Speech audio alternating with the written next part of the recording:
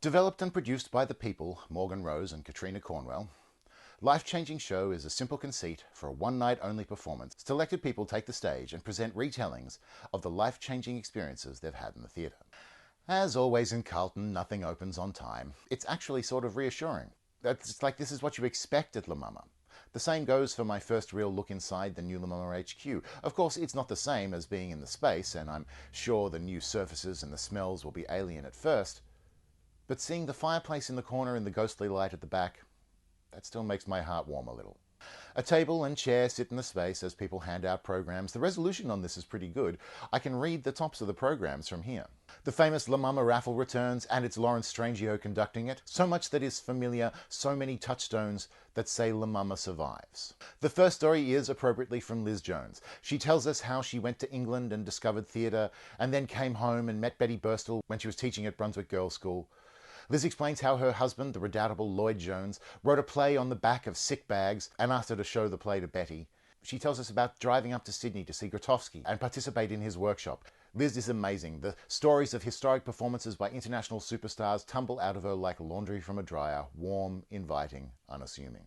The applause for her is thunderous. I can only hope that this was recorded. Some mad PhD student in their 40s is going to find this and think it's gold. As Liz leaves the stage, I seem to have lost sound. I'm not alone. The chat room is alight with helpful comments from the 20 or so people watching with me online. It looks like it's physical comedy, so it might have been salvageable, but unfortunately the camera was locked off at an angle that precluded a lot of the vision, so I don't really know what was going on. I think it was Zach Pidd. This does, however, give me time to think that the floor looks cleaner than I've ever seen it. Chatting amiably in the panel beside the screen, waiting for the sound to come back, is probably the most sociable I've been in a theatre for ages, and is just another example of how the digital broadcast has so much potential to do so much good for the industry and its audiences.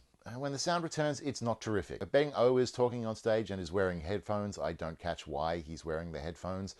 O is talking about understanding about 50% of what actors say when he first starts seeing Australian theatre, and ironically, I'm getting about 50% of what he's saying right now because of the distortion. When the real sound comes back, it's so much better, it's amazing. Lou Wall follows, looking spectacular in a sparkling gold suit, and they tell us the story about that one time they were auditioning for American casting directors, delivering a monologue called Magic Dyke.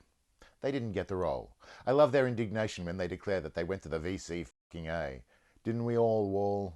Didn't we all? The only complaint I really do have is that we can't see Wall's screen. Projections are a crucial part of their work, and you can't see them online, which is a shame.